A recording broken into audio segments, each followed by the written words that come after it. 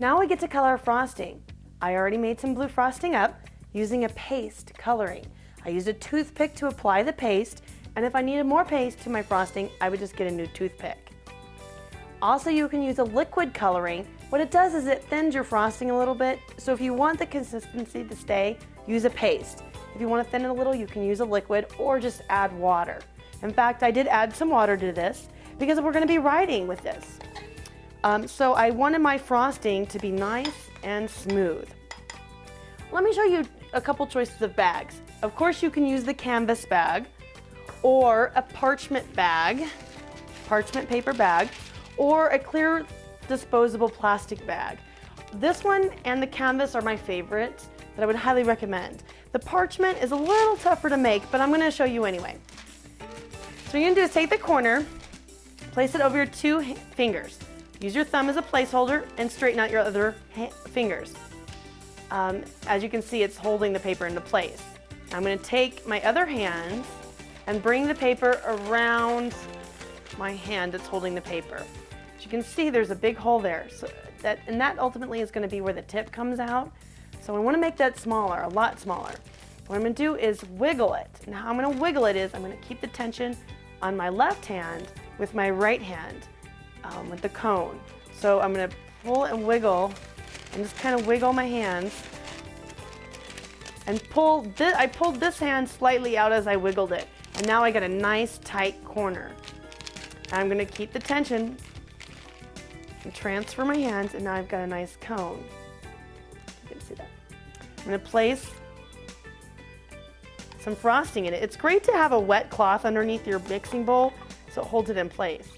I'm just going to plop some frosting right down in the center of it. Lift up.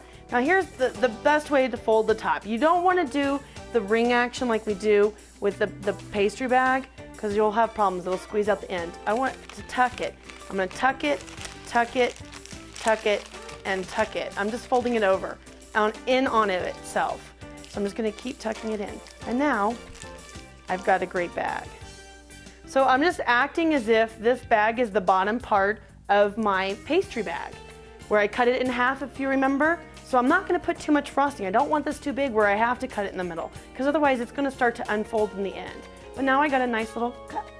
And actually, you could, prior to putting the frosting in, place the tip inside the bag and then cut the bag. But I actually, the way I do it is I just cut the end of the bag and make a writing tip. Always test it first before you write. But if you prefer to use the plastic bag, I'm going to show you how to do that too. So what you do for the clear bag, hold it down. You can place either the tip directly in the bag and cut the bag, or if you're going to use the bag for other tips, you're going to want to use a coupler so you can change it without having to make a new bag. So it's just the same as the pastry bag. You see where the ridge is, and actually it folds it in there, and then you just kind of cut it. And then you can put your tip on. I mean, putting a number 4 writing tip. It's just a small circular tip. You can use it for small beadwork or writing. If you go to your cake supply store, they usually have a chart up that shows all the tips and what they do. So just find the one that's right for you, because everyone's a little different. Just gonna fill this up. It's kind of cool to see the clear of the bag. Of course, whole air bubbles are always a dead giveaway. So now we have a nice writing tip. And this one's a little fatter. Number 3 is a little thinner, and 2 and 1, of course, are even thinner yet. I'm going to show you with the nice fat one, and then I'll use the one that I made. I'm going to treat it just like a pastry bag. Now, as you write, practice beforehand. What I'm doing is not a pen. You know when you write with the pen, you wiggle your wrist, okay? I'm not going to be doing that. My whole arm is going to move with the writing. So you can actually take a pen and just, instead of moving your wrist, practice with your whole arm. And I use my left hand just to stabilize my hand as I do it. So what I'm going to do is squeeze and let go, squeeze and let go, and then just write. I've practiced many times, so I have my own style. You'll find when you go to bakeries, everybody has their own style of writing H's and the happy and B's and the birthday. I'm gonna make my icing stick first and then come down.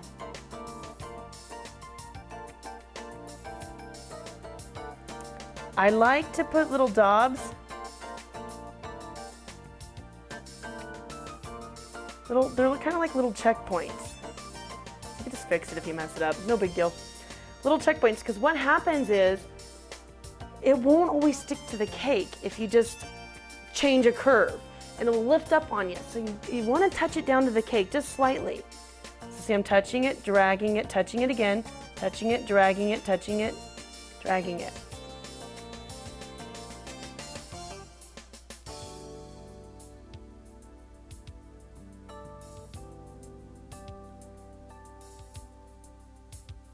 There we go. If you notice for the eye, I placed it down, squeezed, and then I did just like the rosettes. I continue, stop, and then move the motion of my bag as if I'm still squeezing, because what will happen is you'll get a little peak. Now if you do get a peak, don't worry, let it dry a little bit, come back with your finger and just gently tap it down and it will go away. There's one more word I want to write out for you. It's a common word. Congratulations. I want to point out that it's spelled with a T. It is so commonly misspelled with a D. Just remember, it sounds like graduation, it's wrong, it's a T. So it's not congratulations, it's congratulations. Such a common misspelling. Now another thing I want to show you is a heart, how to make a heart with it. What you're going to do is just place down a dot and then come down. Another dot and come down. So they overlap at the corners. Now you have little hearts, and you can dot your eyes with the hearts too.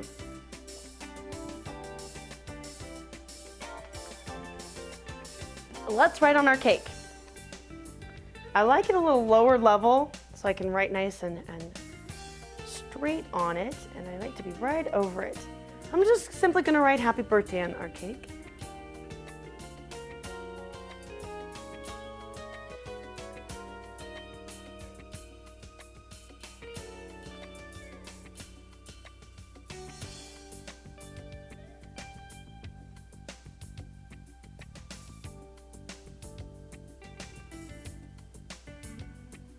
Oops, see it peeled up? All I'm going to do, there we go.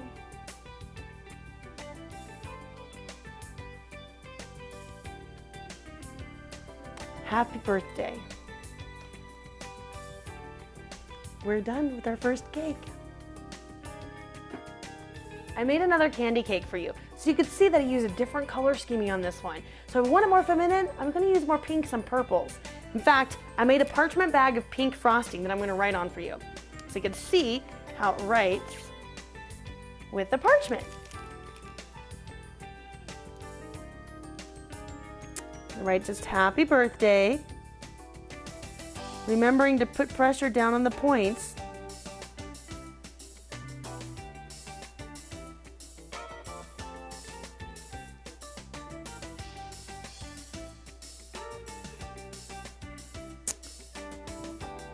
Okay, now guess what? I just wrote it where the candy ended up. But guess what? Since this is my cake and they don't know how it's supposed to look, I am going to fix that.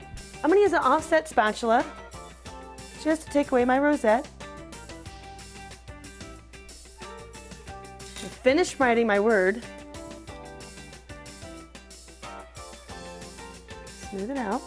Well, let's dot it, since it's for a girl, let's put a heart on the eye. In fact, let's put a couple hearts around. Oh, wouldn't it be great to put a heart down kind of where the area where I messed up?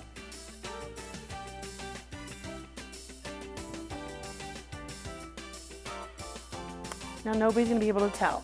It does look a little off balance because I really balanced the candy through here. So I was just going to move it. Let's put it right. There we go. Now we got a wonderful cake, candy cake that says happy birthday on it.